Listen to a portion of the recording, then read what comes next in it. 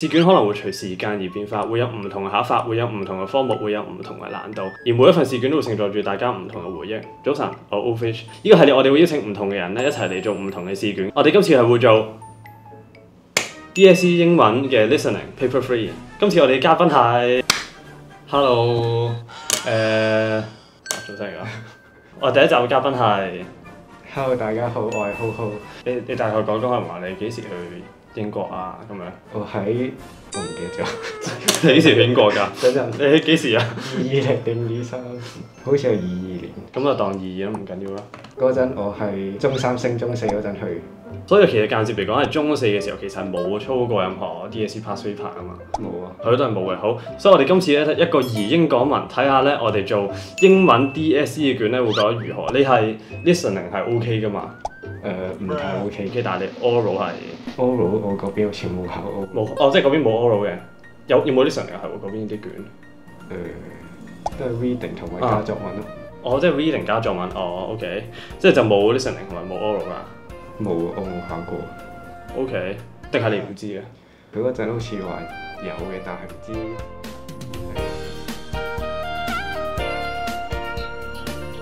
唔使咯。好，即係總之唔使啦。咁我哋大家講下我哋英文嘅程度啦。你英文程度你覺得如何？我覺得都係好差啦。應該係話你去到英國有冇進步到㗎？聽啲外國人講嘢係有少少進步，但係都係唔係幾掂。而我嘅英文程度咧，考嘅時候出嘅結果係 level 3嘅，但係我認為我而家嘅程度係 level 2嘅，即係跌咗成個 grade 嘅係。即係話點解咧？我都唔知點解，純粹係體感係覺得差咗咯。咁我哋今次就睇下我同浩浩咧，咁就睇下做一份英文卷睇下個分如何啊！咁我哋大家因為咧，由於拍攝所影響咧，我哋嘅分咧。請大家自行咧睇個結果嘅時候自行加翻10分，因為拍攝嘅影響咧會令到我哋嘅專注力降低，所以全部分自行加10分 OK。咁如果我攞0分，咁咪有10分咯。咁就係啦，我覺得係10分之好咁樣。然後就真係10分之好。係10分之好啊！真係加10分。揾翻 recording 先。我呢份係咩？英文。多謝。所以其實你係冇任何操卷嘅經驗去做㗎嘛？冇啊！你知唔知有幾多拍㗎？知唔知？我唔知喎，即係完全唔知嘅。唔知啊！完全唔知啊！好啊，咁就有4個 task 嘅。咁因為時間關係，咁我哋就淨係做一個聽嘅部分啦。咁 data file 就唔需要啊。咁我哋就嚟啦。你知唔知 Dse 考試嘅音樂係綠袖子啊？咩話？你知唔知咩係綠袖子啊？唔知啊！你知唔知叫屯馬開通？開通咁屯馬開通咪即係綠袖子咯？你知唔知㗎？嚇！即係個旋律。係啊。咁考試啲人都講。係啊，唔係，但係我考嘅時候我已經唔記得咗呢樣嘢咯。太過專注。係太專注。如果係我嘅，我肯定諗到屯馬開通。即係考嗰時一 check 份卷都屯馬開通。我通常咧都係咧會圈咗啲重要字先。我不嬲都唔圈嘅。嚇？要嘅喎，我覺得，即係例如個 reason 啦，我覺得冇用咯，圈完。係咩？我覺得好有用喎。嗱，我係建議大家如果真係考試唔好跟我哋，因為我哋係一個係完全唔識，一個係而家懷疑而家係 level 2嘅人啦。我之前考都係求其立一次份卷就等。即係聽音樂時間咁樣。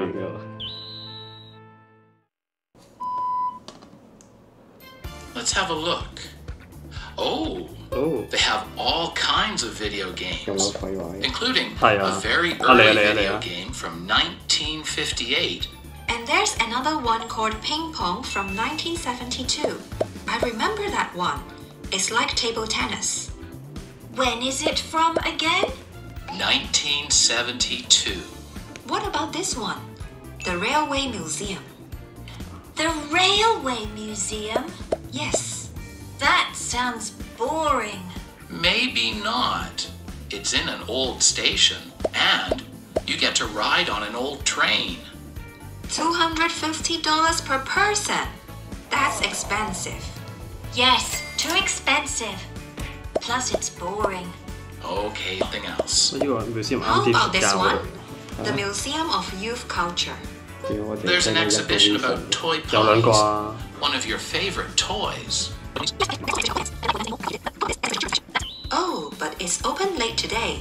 Okay, so we can go there later. How much is it? Oh, look, it's free for school children on Wednesdays. That means it's free for Angela today. Brilliant. And one more thing. What? It's interesting for all of us. That is the end of task 1. 通常都會咧寫晒啲寫到勁核突，然後之後就喺呢個時候咧就改翻晒啲。你㗎，就係咁核突㗎。我唔需要整理去下一頁。哇！寫得核突到我自己唔知寫咗啲咩添，大鑊。Task 2. You now have 30 seconds to study the task. 我通常去到呢個位咧，我仲係講緊前面啲嘢。好，而家跳。我係等緊佢。等運到啊！好嚟。The first kind's fantasy. What kind of fantasy? Can you give me an example? 唔識串。Okay, I suppose the most popular kind is a superhero comic. And what about the other kind? Well, the other main kind's real life. For example, school life. You seem to know a lot about comic books. Oh yeah, I read them all the time. I didn't know that. Where do you buy them? I saw an exhibition on best-selling toys from the past. Oh, that sounds interesting. What did they have? Well, one of the things they had was a Cabbage Patch doll. It was really popular in the 1980s. That doesn't sound very exciting. But this doll is actually really ugly. Really? Why would anyone want a doll like that? But that's the whole point. People bought the doll because it was ugly. How many little girls would want one? Well, actually, millions of little girls. Well, I think it's because there were many different designs. Many different designs? Yes, and this made them very collectible. So, that's my girl. Always thinking ahead. A space hopper. It's like a big rubber ball. A big rubber ball? Yes, and you sit on it and jump around. Wow! Well, you can have a race. Actually, me and my brother both had one. And as well as having races, it was really good fun. You and your brother fighting. That doesn't surprise me. Can we go back and see it, Mum? Sure, let's go. 你應該我懷疑我講緊嘢咯，懷疑係。It was really good fun. 唔緊要啦。 1 minute to tidy up your answers. 唉，唔需要 tidy。點解會唔使啊？有啲咩 tidy 我寫晒咯，即刻我已經都係冇講過。唔識串。electric 點算啊？唔知啊。You now have 30 seconds to study the task. 係咪太多啊？ At the end of the task, 點啊？你睇啊！我唔阻止你，我唔阻止 tidy 你。 up your answers. 太耐啊，30秒。真係太耐啊！我好需要啊！唉，你搞到我拆咗，我唔記得我寫咩啊！撳翻轉頭。死啦！好，我哋下個。Hello everyone. My name is Sokari Douglas, 咁難 and 聽 I'll be your guide for this section of the museum. Today, I'll be showing you the exhibition on young inventors, and I hope you enjoy the tour. It sounds really interesting. Do you think it will inspire you to try some inventions of your own, Angela? Not likely. I'm no good at science. But I don't think all the inventions are about science. Let's have a look at them. So, our first exhibit is the shoe battery charger. This was invented by Juan Domingo from the Philippines, and he was only 14 when he invented it. The inventor walks 5 kilometers to school every day. I know this seems a lot, but in the countryside in the Philippines, many school children have to do the same. Anyway, the inventor thought that this is a lot of wasted energy. Wow. A 5-kilometer walk to school every day. That's pretty far. Would you like to walk that far to school, Angela? Not likely. I'm not going to waste all that energy. Well, actually, according to the inventor, on average, people take 7,000 footsteps a day. That seems a lot. So how does the shoe work? Well, there are different stages to the process, and let me show you.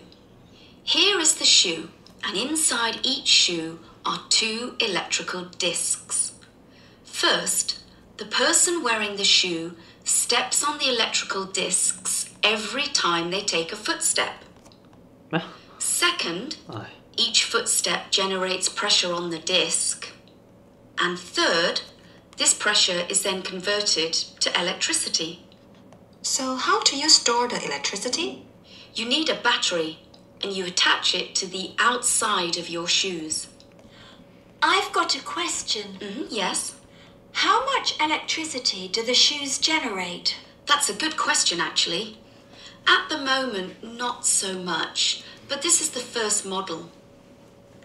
The inventor gave an example of when he played basketball for an hour and a half, he managed to generate 15 minutes of battery power for a mobile phone. That's not very much. That's right. But there is one other application that the inventor has suggested.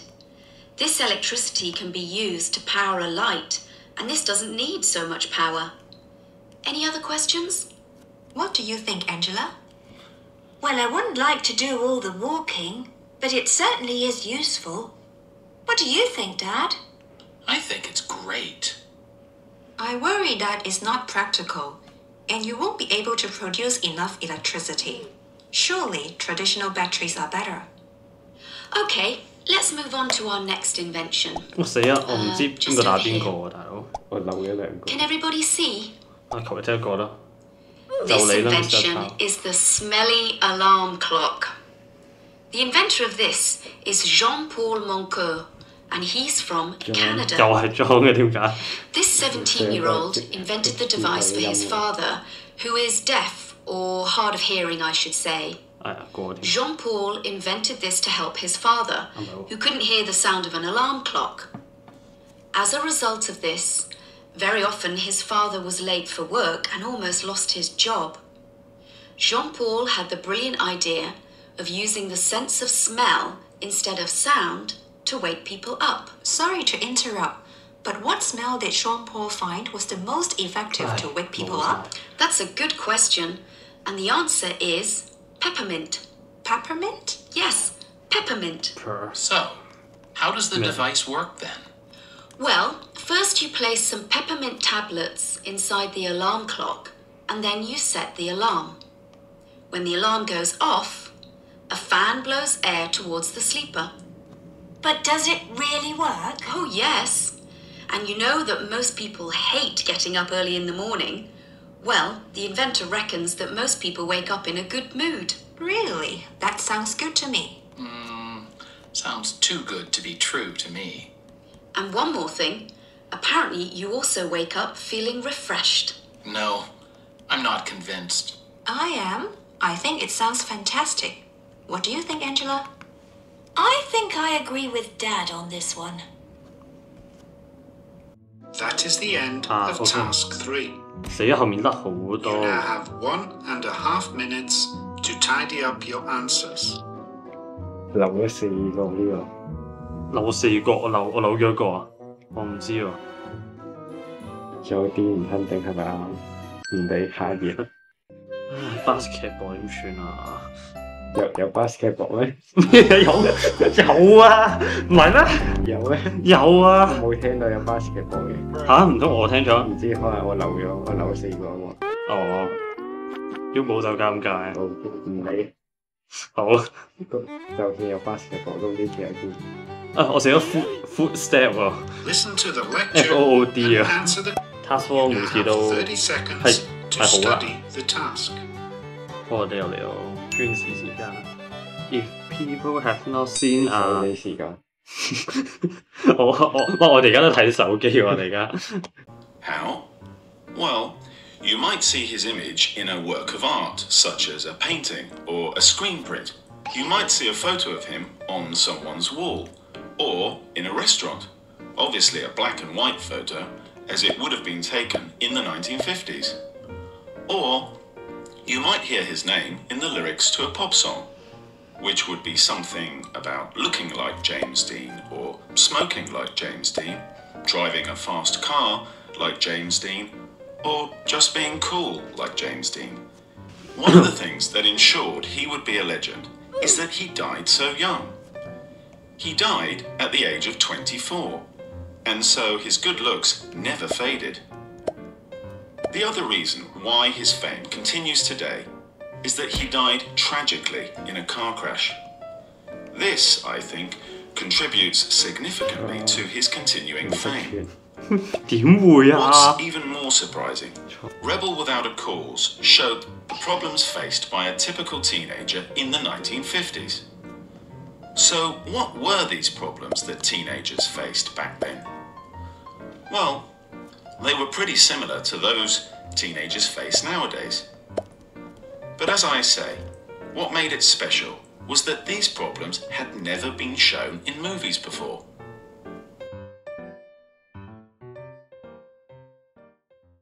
That is the end of task 死啦，好差啊，做得 You now have 今日難好多呢個。係咩字嚟㗎？我寫緊咩啊？完全睇唔到我寫咩字喎。等陣，我啲字，你等陣睇到應該仲難睇過你啲字咯。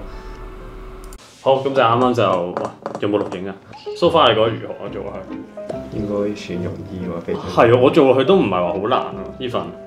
我以為會空更多，不過就算填咗都唔一定啱。英國嘅卷難啲定係呢個卷容易啲啊？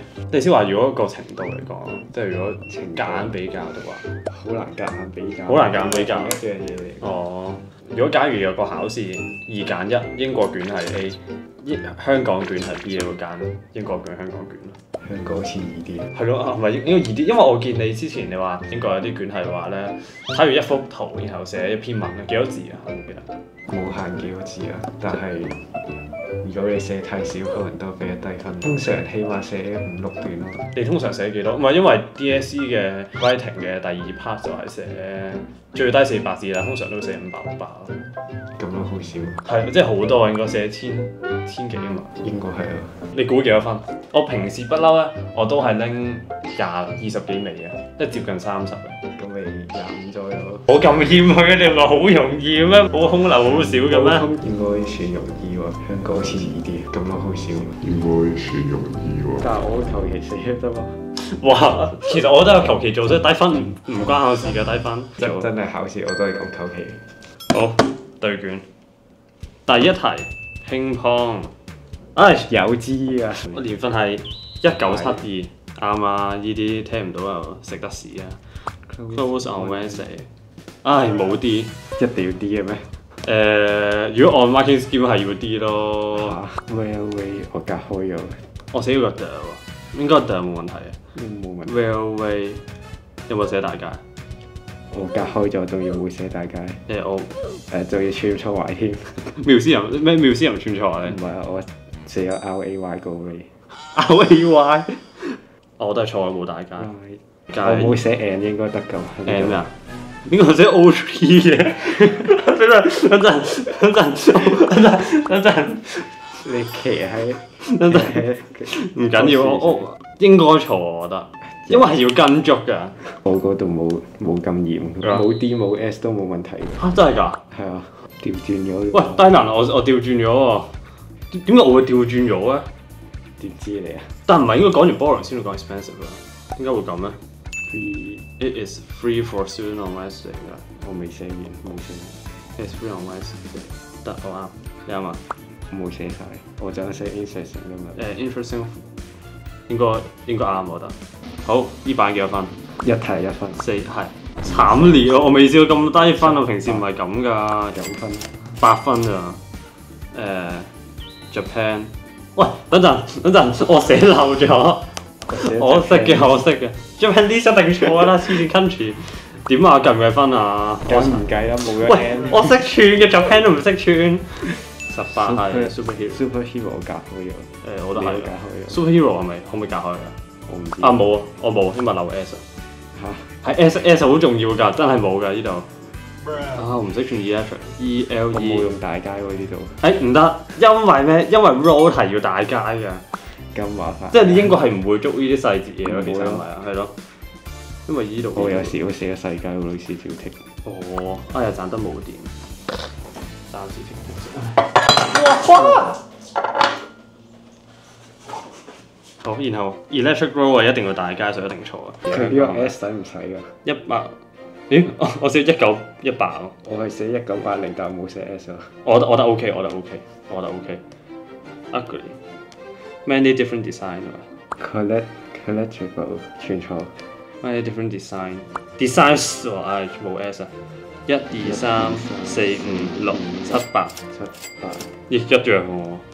7000 footsteps。冇 S 啊。Pressure 啱啦。Pressure on distance 得唔得？我寫 pressure on distance。你得，總之中 pressure 就得㗎啦。就 outside of your shoes 啱啦。我寫 outside of the shoes。啱啊，咪應該啱啊，一樣啊。有 basketball 啊？有 basketball 咩 ？Peppermint 嘅我寫個 EA 啊，我寫 In a good mood 啱啊，呢啲變咗 refresh 啊 ，refresh 突啊 ，refresh 突，一定要突咩？照計應該係一定要突咯。1、7、2、8、7 OK， 下個去大數人咯，大數人，我寫 DIE 喎，冇寫 D 喎。我大數呢個我話應該 DI， 我覺得應該唔得，因為錯 grammar。咁兩個錯。Died in a car crash 冇寫。Show the problems which teenagers need to face 因為我中晒 keyword， 你啱嘛？我冇寫漏字同埋。Show problems 就係中間漏咗字。應該漏。我淨係寫新靚多啫。唔一定啱，中晒 keyword 唔係咩？但係冇 S 咯。咁拜拜啦咁。我 kids 得唔得咧？唔得啦。kids 得唔得係咯？唔知喎。佢冇寫。係咯。計分1分。所以證明後面呢 part 一定要操練，如果冇操練係，所以大家都一定要操 paper， 最尾呢 part， 前面我覺得還好。不過如果你而家都高分啦，我就已經好勁啦，因為我操咗咁耐分，如果你都高過我，有冇咁巧啊？我都有喎。等陣對份卷有咩感覺？比我想象中高過1分，我原本諗25分㗎嘛。係喎，我本身諗25分，即係都同你想象中嘅香港 DSE 嘅英文卷應該如何？差唔多，都係差唔多，即係都係同以前嗰啲學校卷做嘅差唔多。係啊，如果睇緊嘅就嚟考 DSE， 要記得快啲去操卷，快啲練啦。唔知你哋係邊一年考 DSE 啊？唔知你哋有冇做過一份2016嘅 Paper 3英文嘅 Paper 3啊？咁下一個記得留言同我講。最後就祝大家學業進步，恭喜發財，龍馬精神。你下條片見，拜拜。搞掂。